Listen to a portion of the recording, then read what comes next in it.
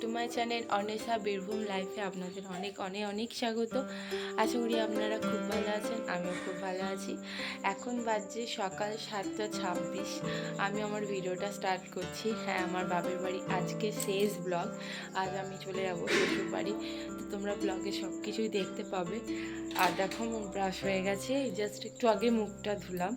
আর এই যে দেখো, এই আমাকে দেখতে পেয়েছে, ব্যাস আর ছাড়বে না আমার সাথে। যা কিছু হবে এবার আমার সাথেই হবে। ওই দিক থেকে আমার বদ্দি, আমার বদ্দি কি বলে দাও তো, কার বদ্দি? কি আমার আমার বদ্দি, ভালো করে বলে দাও, আমার বদ্দি।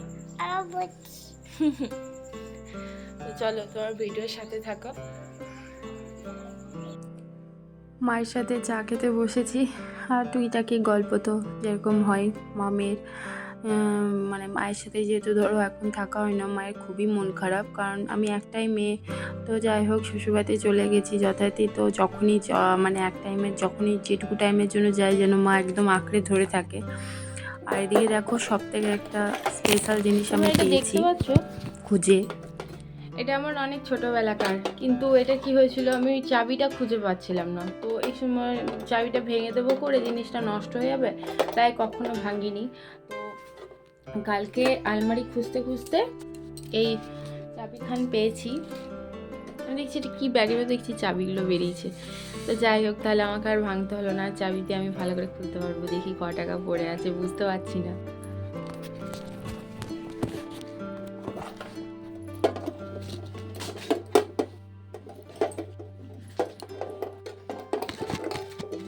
হ্যাঁ, খুব সুন্দর।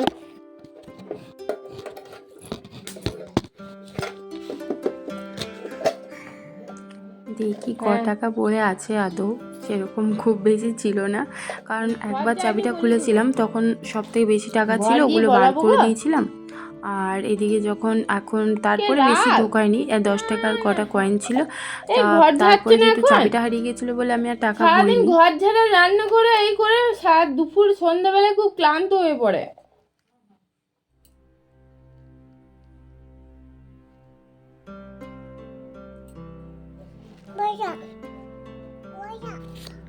পয়সা তো এটাই আমি আবার এবার শ্বশুরবাড়ি নিয়ে চলে যাব, কারণ আমার টুকিটাকি কিছু রাখা হবে। এটা আমার মামা দিয়েছিল, আমার একটা স্মৃতি।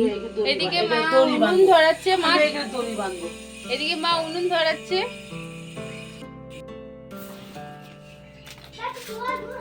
আর যে ডাব ডাব দেওয়া হবে, উনুন এগুলো দিয়ে উনুন ধরানো হবে। কয়লাও দেয়, আবার ওই কয়লা গুঁড়িগুলো দিয়ে মাটি দিয়ে ভালো করে মাখিয়ে গোল করে এগুলো রোদে শুকিয়ে এগুলোকে ডাব বলা হয়।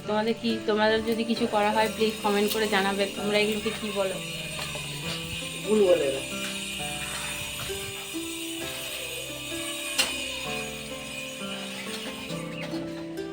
প্রচণ্ড গরম, আজকেও প্রচণ্ড গরম। বুনি রিলস বানাবে বলছে, চলো বাজারে রিলস বানাবো। দেখা যাক। আর দেখবে কতগুলো বান্দরকে, দেখবে বান্দরগিরি করছে। এই যে দেখতে পাচ্ছ, করেছে সিঁড়ি দিয়ে জল তুলছে এইগুলো দিয়ে। ওদের এই কাপ খেলা বালতিটা নিয়ে সারাক্ষণ।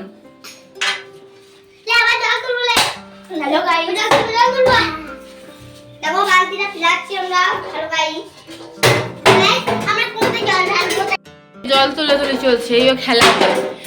এই প্যান্টটা হচ্ছে লেগিংস প্যান্ট, এটাকে টেনে টেনে এরকম বড় করেছে। দেখো জল তুলছে ওদের এটা ইন্দিরা থেকে। এদিকে বৌদি স্নান করতে যাচ্ছে, তো পুকুরে যেহেতু স্নান করতে যায়, বালতিতে কাপড় কাচা হলো সব নিয়েছে, নি বলছে আমাকে ভিডিও করিস না। তো যাই হোক, বৌদিকে বলছি আর চলে যাবো, টাটা বাই বাই।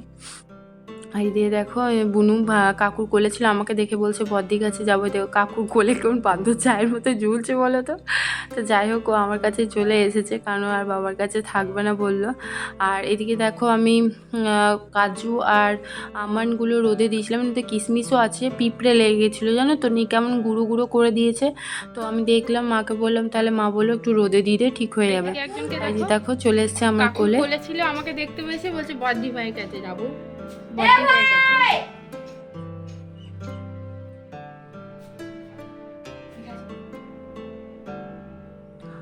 মা কিছু জামা কাপড় কেচে নিয়ে এসেছিলো, তো সেগুলো বললো তাহলে মেলে দিয়েতে। আলাম রোদে মেলার থেকে আমাদের ওপরে একটা হল ঘর টাইপের, মানে নিচে বারান্দা আছে, তার উপরে যে রুম, মানে হল ঘরের মতো লম্বা করে চলে গেছে একটা রুম, ওটা আমরা হল ঘর বলি। তো এখানেই জামা কাপড় সব মেলা হয় গ্রীষ্মকালে যতটা পারি, কারণ যা রোদের তাপে অর্ধেক রং ওখানেই চটে যাবে। আর এখানেও শুকিয়ে যায়, কারণ গরম হাওয়া দেয় তো। আর এই কাপড়গুলো মায়ের পুরো মানে ইউজলেস, এগুলো ইউজ করে না, কারণ ছিঁড়ে গেছে। এমনি কোনো কারণে হঠাৎ যদি কিছু দরকার হলো এমার্জেন্সি, তবে তাছাড়া এমনি এগুলো আর ইউজ করার মতো নেই, কারণ অনেক মাঝে মাঝে কাপড়গুলো ছিঁড়ে গেছে। তো তাও এগুলো পরিষ্কার করে রাখতে হবে, কারণ অপরিষ্কার করে রাখলেও তো হবে না। তো এই কাপড়গুলো পরিষ্কার। আর ওই যে কাপড়টা মিলছি এখন, এই কাপড়টা আমার রেগুলারই পরে। তো কিছু ভালো কিছু খারাপ সবগুলো মিলে দিলাম। আর এদিকে ভাই মানে ওদের বকবক আছে, আর এদিকে দেখো ওদের খেলার জায়গা আর মানে চুজ হচ্ছে না, একবার এখানে খেলছে একবার এখানে খেলছে। আর এদিকে মা পুজো দিচ্ছে ঠাকুরকে। তো আমিও তোমাদের সাথে একটু মায়ের ঠাকুর ঘরটা শেয়ার করলাম। প্রচুর ঠাকুর আছে মায়ের এখানে। এদিকে দেখো কি সুন্দর লাগছে না জবা ফুলগুলো। জবা ফুল দেখতে হেভি লাগে, আমাদের ঘরে জবা ফুল আছে, তো এখানে অনেক জবা ফুল ফোটে। এদিকে দেখো কত ঠাকুর আছে, আর মা এখানে পুজো করছে। তাই তোমাদের সাথে ভাবলাম একটু শেয়ার করি, কোনোদিন হয়তো শেয়ার করার, একবার হয়েছে হয়তো আমি শেয়ার করেছি। তো যাই হোক, এত সুন্দর একটা জিনিস আমার খুব ভালো লাগে।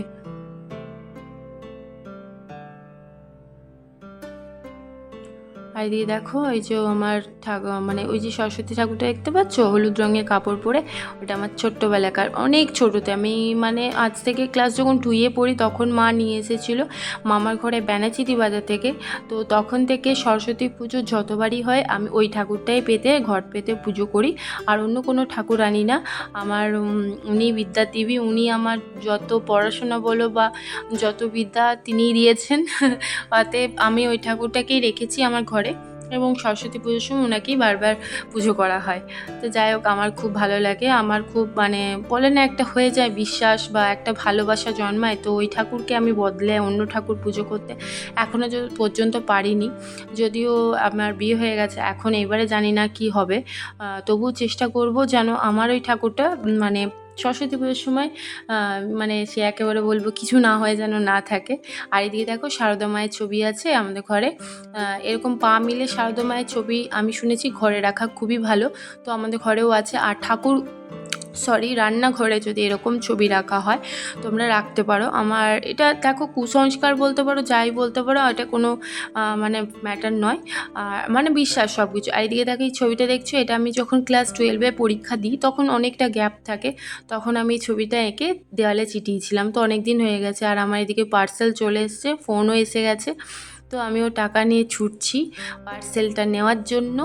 আর এদিকে দেখো চলে এসছে, এটা হাসমাদা, মানে আমাদের গ্রামে প্রায়ই যখনই কোনো পার্সেল আসে ফ্লিপকার্ট থেকে, তো এই দাদাটাই আসে অন্য কেউ আসে, তো চেনা জানা হয়ে গেছে। তো হঠাৎ করে আমাকে দেখে অবাক, বলছে তোমার আবার কখন বিয়ে হলো। তো যাই হোক, ওই নিয়ে টুকিটাকি খানিক কথাবার্তা হলো। তো এদিকে আমার মানে আমার পার্সেলটা চলে এসেছে। আর এদিকে মানে কিছু ওদের কাজ থাকে, তো নেটওয়ার্কের প্রবলেম হচ্ছিলো বলে আমাকে বলছে নেট দাও, তো আমার ফোনেও নেট শেষ। তো যাই হোক, ওই নিয়ে খানিক হাসাহাসি হলো। তো যাই হোক, তো পার্সেলটা নিতে চলে এসেছি। আর কি আছে তোমাদেরকে গিয়ে দেখাচ্ছি, পার্সেলটা নিয়ে যাই, তারপরে তোমাদের দাঁড়াও একটু অপেক্ষা করো, তারপরে দেখাচ্ছি। আমার এদিকে দেখো চলে এসছে, এটাকে আনবক্সিং করার টাইম। দেখো কি আছে এটাতে। অনেকগুলোই অর্ডার দিয়েছিলাম, এটা খুবই মানে প্রথমে দিয়েছিলাম তো তাই জানি এটা কি মানে এসেছে, তার জন্য এটা কনফার্ম যে এটাই, হ্যাঁ কেমন এসেছে সেটাই শুধু দেখার। এটা দেখে বুঝতে পারছো তো, হ্যাঁ নেটের মতো একটা থলি, যেগুলো ফ্রিজে সবজি স্টোর করে রাখা হয়। তো সেরকম 12টা সেট পেয়েছিলাম আমি 158 টাকায়। তো বেশি পেয়েছি না কম পেয়েছি তোমরা প্লিজ কমেন্ট করে জানাবে। তো আমার খুব ভালো লেগেছিলো, কিন্তু একটা টেনশন ছিল যে ব্যাগগুলো বড় হবে না ছোট হবে, তো দেখলাম না ঠিকই আছে, যেরকম 12টা পেয়েছি প্লাস মানে খুবই ছোট নয়, ঠিকঠাকই আছে, মানে জিনিসটা ইউজ করার মতো আছে, নাহলে আমাকে আবার ফের রিটার্ন দিতে হতো। তো আমি একটু গুনে গুনে দেখছিলাম যে ঠিকঠাক এসেছে কি না। আর কালারগুলো ভালো লাগছে, মোটামুটি ঠিকই আছে। আর এদিকে দেখো খুব গরম করে গেছে, ভাইয়ের সাথে একটু শুয়ে গল্প করছিলাম। ভাইদের ঘরে, মানে আর পাচ্ছি না, সানি শুয়ে দিয়েছি, তো ভাবলাম তোমার সাথে একটু সুন্দর মতো শেয়ার করি ভাই বোনের সম্পর্ক। তো যাই হোক, এই ভাইটাকে আমিও মানুষ করেছি, ও আমার খুব রিলেটেড, মানে খুব ভালোবাসে। তো যাই হোক, দুজনে মিলে গল্প করছিলাম, চলে যাবো যেহেতু ভালো লাগছিল না আজকে। আর এদিকে আমার একটা ফেভারিট আজকে জিনিস তৈরি করেছিল মা। এদিকে দেখো, এঁচোড়ের তরকারি, এটা আমার খুবই ফেভারিট, মানে প্রচণ্ড, মানে খুব, মানে খুব, মানে আমি খুব ভালোবাসি। তো যাই হোক, আজকে মা রান্না করছিল। তো আজকের মতো ভিডিও এখানেই শেষ, পরে আবার একটা নতুন ভিডিও নিয়ে আসবো। Tata, by.